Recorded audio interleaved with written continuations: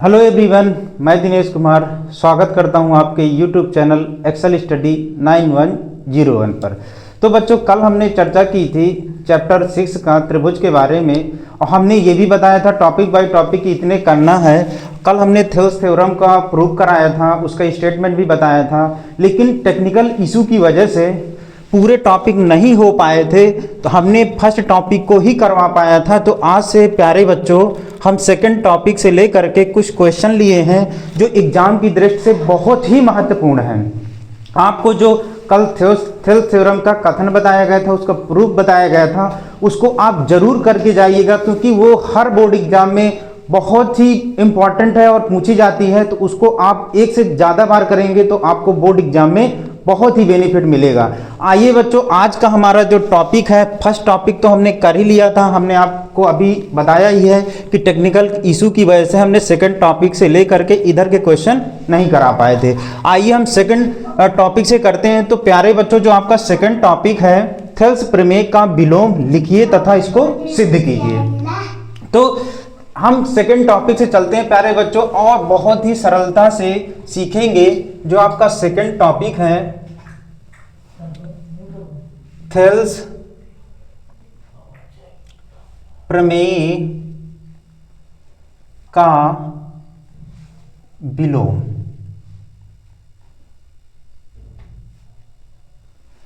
Thales प्रमेय का विलोम। Thales प्रमेय का विलोम की कथन के बारे में बात करेंगे प्यारे बच्चों। तो कथन है, किसी त्रिभुज में किन्हीं दो भुजाओं का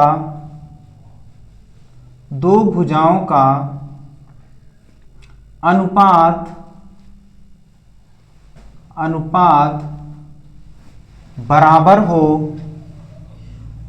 बराबर हो तो तीसरी भुजा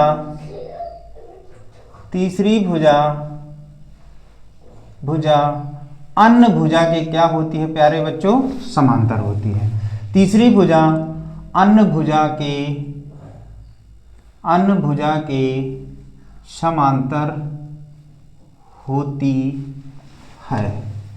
ये प्यारे बच्चों हमारा क्या है? थेल्स प्रमेय का विलोम है। आप इसको कथन भी ध्यान दीजिएगा, क्योंकि बोर्ड एग्जाम में कभी कभार क्या करता है, कथन भी बोल देता है लिखने के लिए और साथ साथ में प्रूफ भी पूछ लेता है, और कभी कभी क्या करता है कि प्रूफ नहीं पूछता, कथन ही पूछ लेता है। तो आपको दोनों को ध्यान रखना है। तो प्यारे बच्चों, सबसे पहले इसको हमने स्टेटमेंट में बताया कि किसी त्रिभुज में किन्हीं दो भुजाओं का अनुपात बराबर हो तो तीसरी भुजा अन्य भुजा के क्या होती है? समांतर होती है। तो आइए हम इसको सीखते हैं डायग्राम के माध्यम से। तो जैसे हमने बताया कि एक त्रिभुज है, मान लीजिए आपका त्रिभुज का जो नॉमिनेट कर दें ABC। क्या बताया है कि किसी त्रिभुज में किन्हीं दो भुजाओं का अनुपात बराबर हो। हम मान लेते हैं कि इसमें से एक AB को D पर काटती हुई कोई एक मतलब बिंदु है, और दूसरा AC को काटते हुए कोई बिंदु क्या है? E है। अगर हम इनको मिला देते हैं तो हमारी क्या हो जाती है? DE हो जाती है। अब यहाँ पर हमें जो क्या कह रहा है कि इनका जो अनुपात बराबर हो, AB का जो अनुपात, तो AB का अनुपात AD अपान क्या हो जाएगा? DB। और दूसरी भुजा हमने क्या मानी है? AC। इनका अनुपात क्या होगा? AE अपान क्या हो जाएगा? EC का अनुपात बराबर हो। तो हमें प्रूव करना, ये हमारा दिया है। तो यहाँ हम लिखेंगे, दिया है त्रिभुज ABC में कि किसी त्रिभुज में दो भुजाओं का अनुपात, अब कोई हम दो भुजाएं AB और AC लिए हैं, इनका अनुपात बराबर है। हमें जो सिद्ध करना है प्यारे बच्चों, सिद्ध करना है कि तीसरी भुजा, अब दो भुजाएं तो हमने ये ले ली है, तो तीसरी भुजा हमारी क्या बचेगी? BC जो है वो अन्य भुजा हमने DE लिया है, तो DE के क्या है, समांतर है। यही प्यारे बच्चों हमें स्टेटमेंट से ये हमें क्या करना है, प्रूव करना। सबसे पहले स्टेटमेंट के अकॉर्डिंग हमने डायग्राम को सेटअप किया, फिर जो दिया था उसको हमने राइट कर लिया और हमें जो प्रूव करना उसको भी लिख लिया। अब आइए प्यारे बच्चों, जो हमें प्रूव करना है कि DE जो है वो किसके समांतर है, BC के समांतर है। तो हम यहां लिखते हैं उपपत्ति। उपपत्ति अगर यहां पर त्रिभुज ABC में, त्रिभुज ABC में क्या दिया है कि AD अपान DB, AB अपान DB का अनुपात जो है वो AE अपान EC के अनुपात के बराबर है। ये समीकरण नंबर क्या मान लेते हैं, 1 है। और ये हमारा क्या है प्यारे बच्चों, दिया है। अब यहां पर हम कुछ रचना करते हैं। रचना तो रचना करने में क्या करते हैं प्यारे बच्चों को, DE जो है हम D पॉइंट से BC के समांतर एक हम क्या कर देते हैं, कोई रेखा खींच देते हैं। ये मान लेते हैं E डैश है और हम मान लेते हैं कि जो DE डैश जो भुजा है, अन्य भुजा है, वो क्या है, BC के क्या है, समांतर है। ये तो हम यहां लिखेंगे कि DE डैश या D से E डैश तक एक रेखा खींचा या खींची जो BC के समांतर है।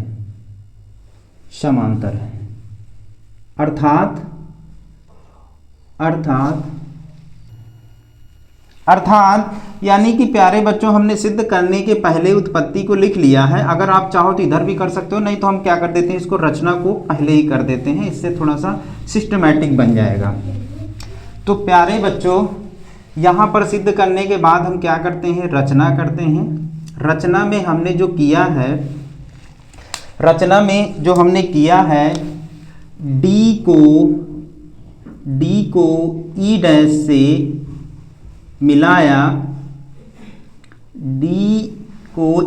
से मिलाया, जो BC के समांतर है। अब BC के समांतर है अर्थात DE डैश किसके समांतर होगा, BC के समांतर होगा। अब यहाँ पर प्यारे बच्चों ये थोड़ा सिस्टमैटिक जो हमने उधर लिख दिया था, उत्पत्ति को पहले कर दिया था। अब हम क्या करेंगे, उपपत्ति करेंगे।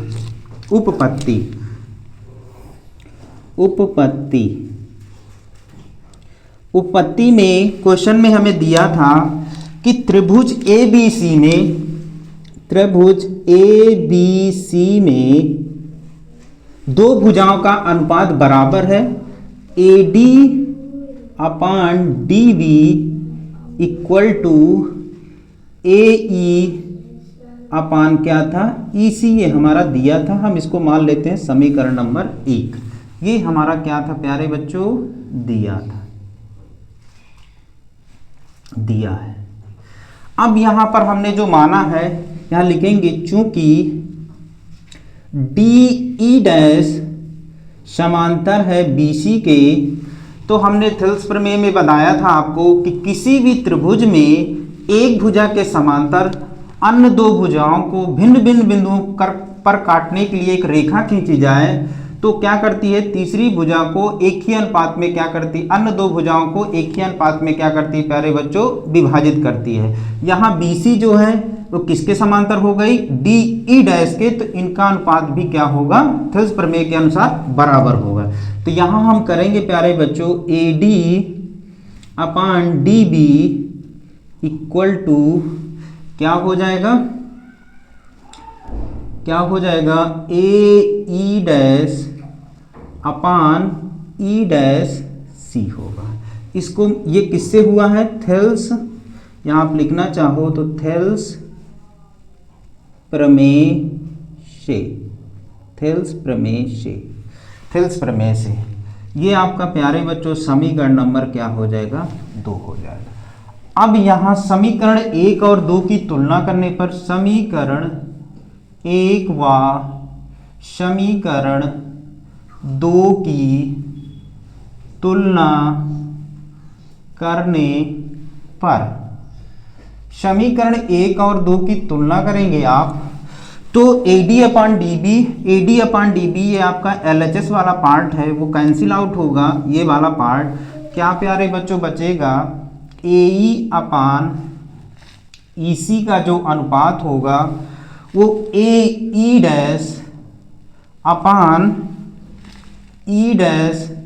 के क्या होगा, अनुपात के बराबर होगा। इसको हम मान लेते हैं समीकरण नंबर 3। अब यहां से अगर फिगर से हम चेक करें कि AE/EC का जो अनुपात है वो AE' और E' के क्या है, बराबर है अनुपात के। तो यहां समीकरण 3 से हमें यह ज्ञात होता है,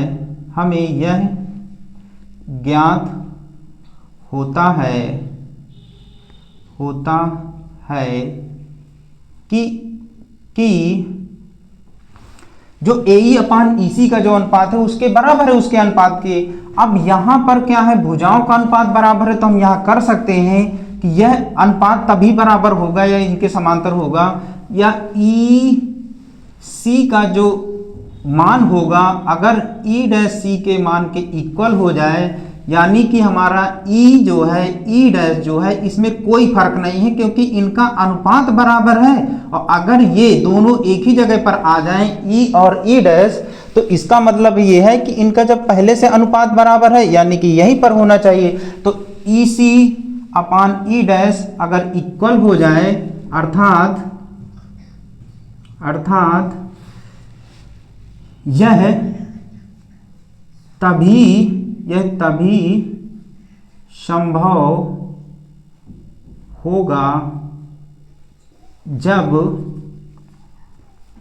E' या E व E' की स्थिति क्या हो, स्थिति समान हो, यानी कि E और E' का मान क्या हो जाए प्यारे बच्चों, बराबर हो जाए।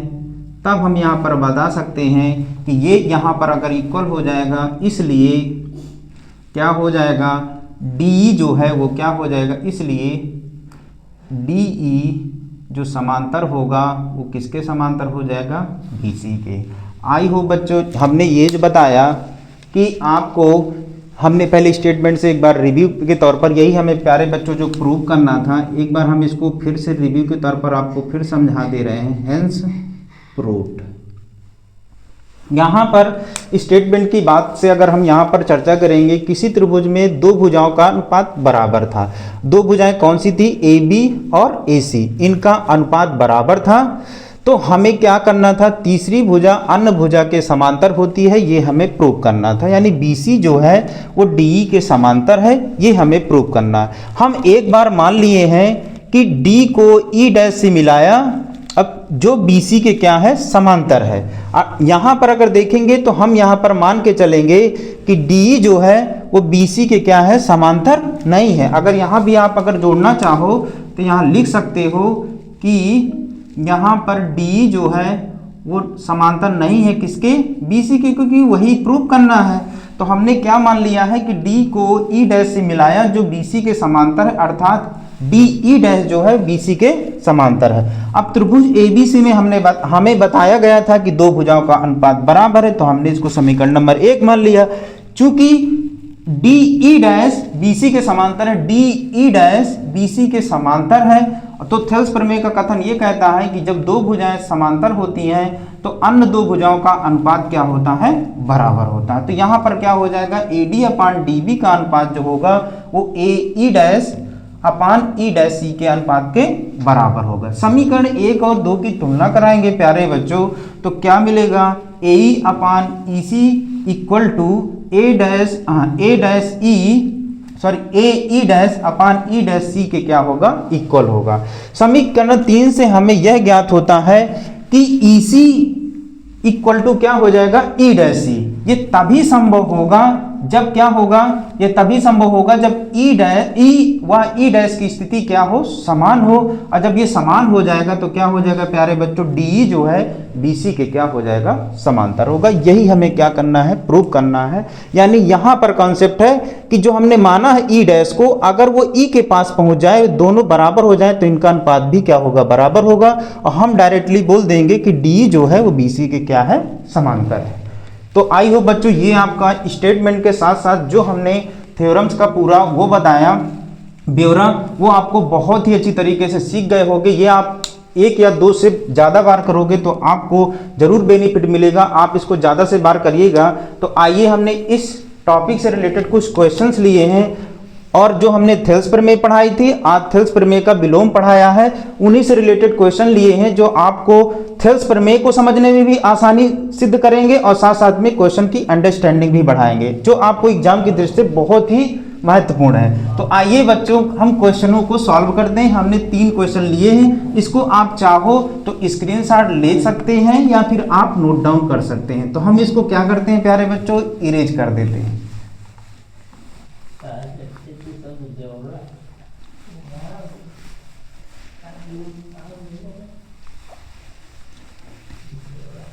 तो क्वेश्चन नंबर फर्स्ट को सॉल्व करते हैं प्यारे बच्चों।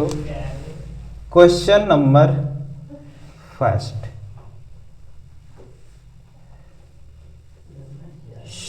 सॉल्व।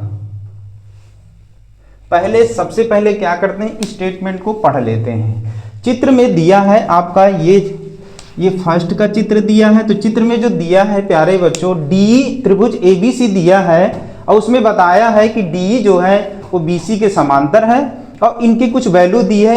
एडी का मान x है, डीबी का मान x-2 है और एई का मान x+2 है और ईसी का मान जो दिया है x-1 है।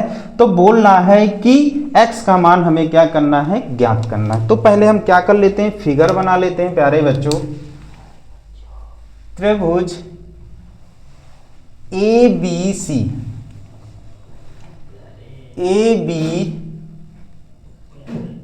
ABC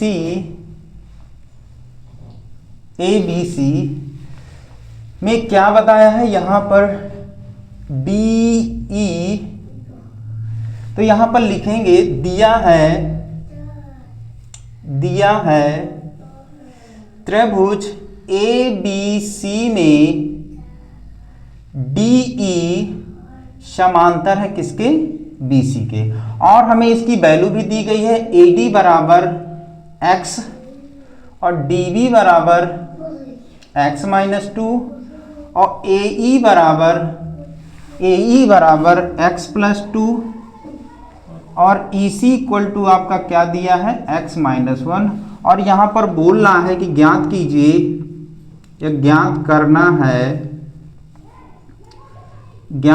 है आपको, x का मान आपको फाइंड आउट करना है। तो अगर हम जानते हैं, यहां पर हल की बात करेंगे, हल,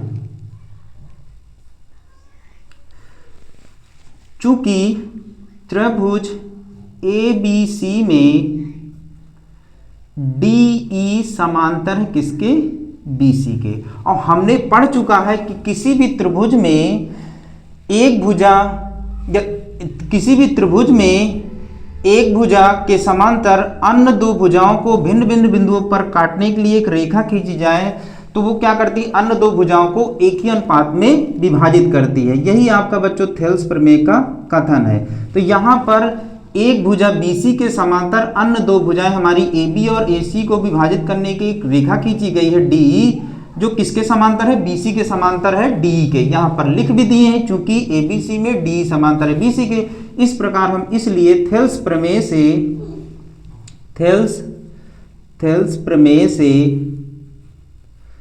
प्रमेय से क्या हो जाएगा प्यारे बच्चों, AD upon DB equal to AE upon EC के। क्यों, क्योंकि ये आपका थेल्स प्रमेय से DE समांतर है।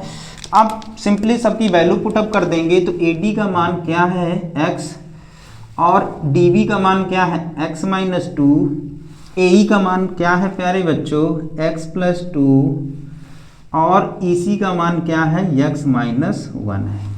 सिंपली क्या करेंगे क्रॉस मल्टीप्लाई करा देंगे। एक बार चेक कर लीजिए AD का मान क्या है x है, DB का मान x माइनस 2 है, AE का मान x प्लस 2 है और EC का मान x माइनस 1 है। अब इनमें क्रॉस मल्टीप्लाई कराएंगे तो क्रॉस मल्टीप्लाई कराएंगे तो x माइनस 1 यहाँ x minus 2 into x plus 2 हो जाएगा। इसका मल्टीप्लाई कराएंगे तो x का x स्क्वायर, x का 1 में कराएंगे तो x हो जाएगा। इसमें आप जानते हो एक बार प्लस में एक बार माइनस में, तो आपने एक सर्वसमीका पढ़ी होगी ए स्क्वायर माइनस बी स्क्वायर बराबर क्या होता है ए माइनस बी, ए प्लस बी होता है। तो फॉर्मेट हमारा इस रूप का है, तो क्वेश्चन का फॉर्मेट हमारा ये रूप बनेगा, यानी कि x का x स्क्वायर हो जाएगा और 2 का करेंगे तो प्लस माइनस माइनस और 2 दूनी कितना होगा 4 होगा। अब यहाँ से x स्क्वायर दोनों के चिन्ह समान है तो x स्क्वायर कट जाएगा तो माइनस x बराबर माइनस 4 होगा, माइनस माइनस कैंसिल आउट हो जाएगा तो x का मान आपका क्या प्राप्त होगा 4 प्राप्त होगा। यही आपका क्या होगा राइट आंसर होगा। इस प्रकार से बच्चों थेल्स प्रमेय का अप्लाई करके आसानी से किसी भी अनुपात में मिसिंग हो या कोई अननोन वैल्यू को ज्ञात करना हो आसानी से आप ज्ञात कर लोगे। आई होप बच्चों ये आपको क्वेश्चन बहुत ही इजी लगा होगा, क्योंकि आपने थेल्स प्रमेय के कॉन्सेप्ट को बहुत अच्छी तरह से सीखा है। इस प्रकार इसको सॉल्व करने में आसानी होगी। आइए अगले क्वेश्चन को सॉल्व करते हैं। अगला क्वेश्चन आपका दिया है, अगला जो आपका क्वेश्चन दिया है क्वेश्चन नंबर 2। क्वेश्चन नंबर 2 क्या दिया है कि त्रिभुज PQR में, त्रिभुज PQR में,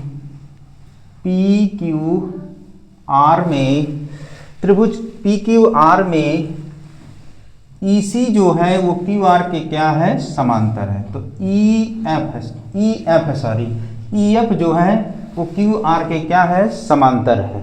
यहाँ पर लिखेंगे दिया है त्रिभुज PQR में EF जो है वो समांतर है किसके QR के।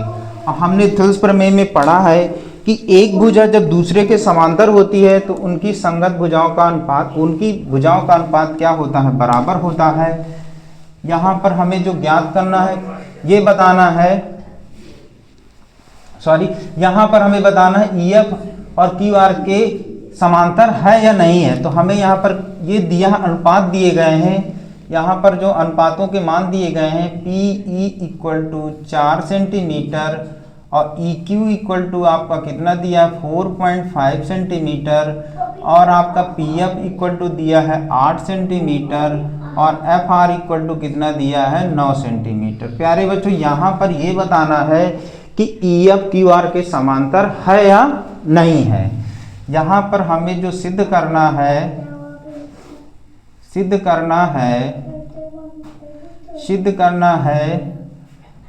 EF समांतर है Q के है या नहीं है, ये हमें क्या करना है प्यारे बच्चों प्रूव करना है। तो आइए हम क्या करते हैं, इसको सबसे पहले यहाँ पर उपपत्ति डाल लेते हैं। त्रिभुज PQR में यहाँ पर हमें बोला है कि इनका यहाँ समांतर नहीं बोला है, यहाँ इनको हमें समांतर ही बताना है। हमें अनुपात देख चेक कर लेते हैं कि अगर इनका अनुपात बराबर होगा तो हम बता देंगे कि जो EF है वो QR के क्या है समांतर है। तो हम क्या करते हैं कि PE upon EQ equal to PF upon FR, ये थेल्स प्रमेय का कथन है। तभी मतलब इसको सत्य माना जाएगा जब QR जो है EF के समांतर होगा, वही हमें प्रूव करना है। तो पहले चेक आउट कर लेते हैं कि इनका दोनों का अनुपात बराबर है या नहीं है। अगर बराबर है तो ये समांतर हो जाएंगे, अगर बराबर नहीं है तो समांतर नहीं होगा। तो देखते हैं पी का मान आपका 4 दिया है और EQ का मान दिया है 4.5, PF का मान दिया है 8 दिया है और FR का मान कितना दिया है आपका 9 दिया है। इसमें दशमलव को हटाएंगे और 0 बढ़ा देंगे, 5 से काटेंगे तो 5 8 40, 5 9 45। इसका मतलब ये है PE अपान EQ का मान कितना है 8/9 और इसका PF अपान FR का मान भी 8/9 है।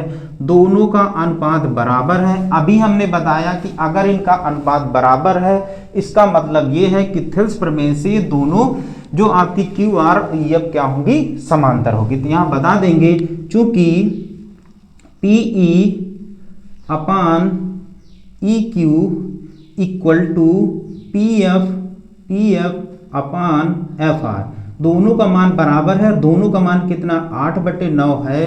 तो ये इसलिए क्या हो जाएगा प्यारे बच्चों, EF जो होगा वो क्या होगा, QR के समांतर होगा। यही हमें प्रूव करना था। तो हमने सबसे पहले क्या कर लिया, दोनों के अनुपात को बराबर कर दिया। दोनों के अनुपात बराबर है तो यहाँ हमने लिख दिया चूंकि PE upon EQ equal to PF upon FR का जो अनुपात है वो बराबर है। इसका मतलब ये है कि QR जो है वो EF के समांतर है। फिर हमारा यहाँ पर क्या होगा, थेल्स प्रमेय के कथन से हो जाएगा। तो आई होप बच्चों ये आपका प्रूफ जो है थेल्स प्रमेय को अगर आपने बहुत ही अच्छी तरीके से सीखा होगा तो इसको करने में, इस क्वेश्चन में पूछा था कि अनुपात का मान ज्ञात करना, अननोन वैल्यू दी थी। यहाँ पर पूछ लिया है कि ये बताओ कि अनुपात अगर बराबर है तो हमें सिद्ध करना था कि QR जो है EF के समांतर है। हमने बता दिया कि दोनों के अनुपात बराबर है। इसका मतलब ये है कि QR जो है EF के समांतर है। समांतर होगा तभी अनुपात, यही हमारा थेल्स प्रमेय का कथन है। तो आई होप बच्चों ये आपको दोनों क्वेश्चन का कॉन्सेप्ट बहुत अच्छी तरीके से सीख गए होंगे। तो आइए इसको आप नोट डाउन करना चाहें तो नोट डाउन कर लीजिए, स्क्रीनशॉट लेना चाहें तो स्क्रीनशॉट भी ले सकते हैं। हम चलते हैं लास्ट क्वेश्चन का। आज का जो लास्ट क्वेश्चन है आपका क्वेश्चन नंबर 3 दिया है कि दिए गए चित्र में यदि, इसको आप चाहो तो स्क्रीनशॉट लीजिए, हम इसको इरेज कर देते हैं। क्वेश्चन नंबर आपका 3, क्वेश्चन नंबर 3 में है, आपको दिया है कि दिए गए चित्र में यदि AD बराबर x प्लस 3 सेंटीमीटर और DB equal to 3x plus 19 centimetre, AE x centimetre तथा EC 3x प्लस 4 सेंटीमीटर, तो और DE जो है वो BC के समांतर है, तो x की वैल्यू हमें क्या करना है, फाइंड आउट करना है। तो आइए बच्चों पहले इसको क्वेश्चन को जो दिया है पहले वो कर लेते हैं, फिगर चेक कर लेते हैं। तो क्वेश्चन नंबर आपका 3 पहले जो आपका दिया है त्रिभुज ABC में, त्रिभुज ABC में क्या क्या दिया है यहां पर बताया, तो हम लिख लेते हैं कि दिया है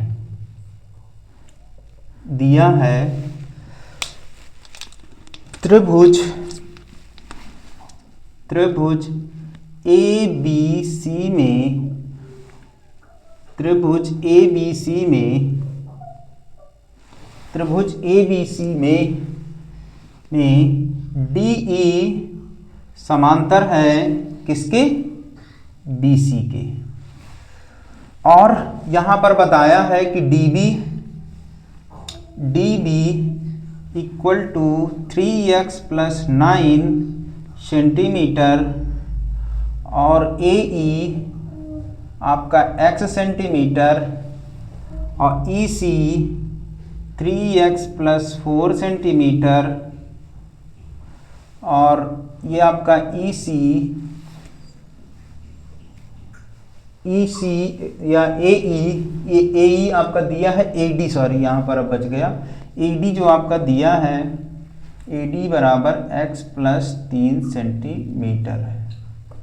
देख लीजिए एक बार चेकआउट कर दीजिए, AD आपका क्या दिया है x प्लस 3 सेंटीमीटर और DB आपका दिया 3x प्लस 9 सेंटीमीटर, AE आपका x सेंटीमीटर और EC आपका दिया 3x प्लस 4 सेंटीमीटर। यहाँ पर हमें बोला है कि x की वैल्यू हमें क्या करना है, ज्ञात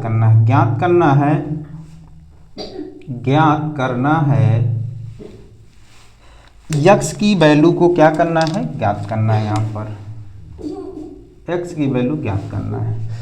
तो यहाँ पर हम क्या करते हैं, यहाँ हल डाल लेते हैं। चूंकि त्रिभुज ABC में DE समांतर है BC के, इसलिए थेल्स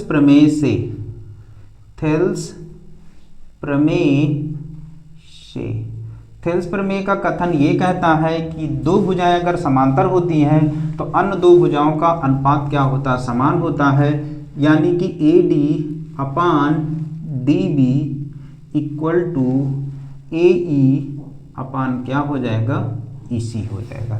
सबकी वैल्यू पुटअप कर देते हैं। तो AD का मान आपका दिया है, AD का मान x प्लस 3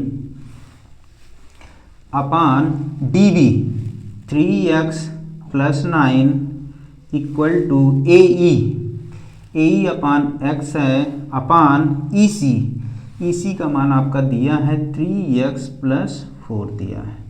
अब सिंपली क्या करते हैं, क्रॉस मल्टीप्लाई करा देते हैं, तिर्यक गुणा कराएंगे तो क्या होगा, यहाँ से आप कराओगे तो x 3x plus 9 into x हो जाएगा।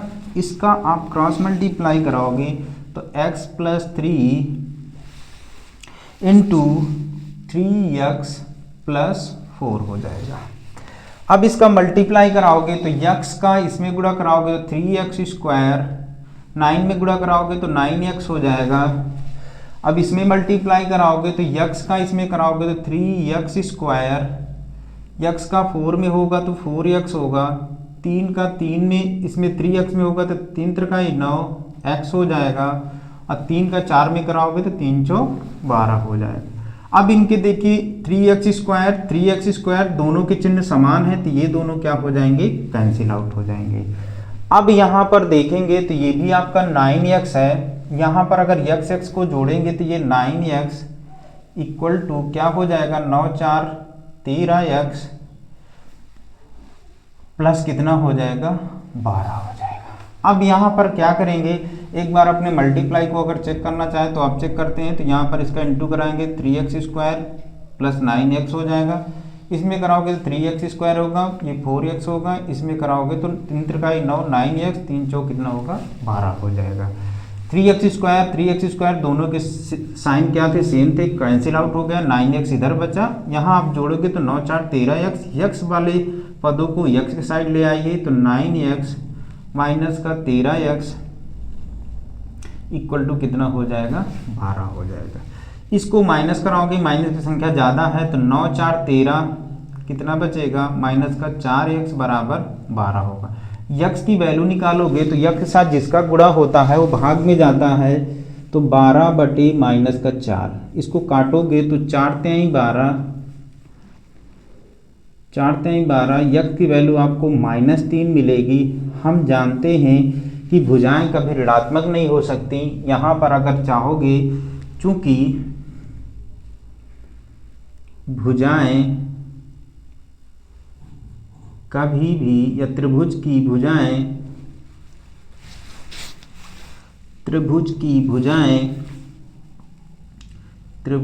भुजाएं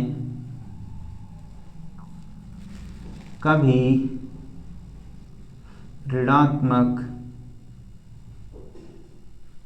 नहीं हो सकती हैं, अतः x बराबर प्लस का 3 होगा, यानी धनात्मक वैल्यू। ये आपका क्या होगा, राइट आंसर होगा, क्योंकि यहाँ x की वैल्यू ही आपको ज्ञात करना था। तो आई होप बच्चों आज का सेशन आपको बहुत अच्छा लगा होगा। बहुत ही अच्छी तरीके से सरलता से हमने आज सिखाया। कल हमने जो बताया था थेल्स प्रमेय बताया था, आज उसका विलोम कराया। उससे थेल्स प्रमेय से और थेल्स प्रमेय के विलोम से संबंधित हमने कुछ क्वेश्चन लिए थे, बहुत ही अच्छी तरीके से सीखे हैं। आई होप बच्चों आज का सेशन बहुत अच्छा लगा होगा। तो अपने प्यार को बनाए रखने के लिए वीडियो में लाइक, सब्सक्राइब, कमेंट अवश्य दें, जिससे हमारा मोटिवेशन बना रहे। थैंक यू दोस्तों।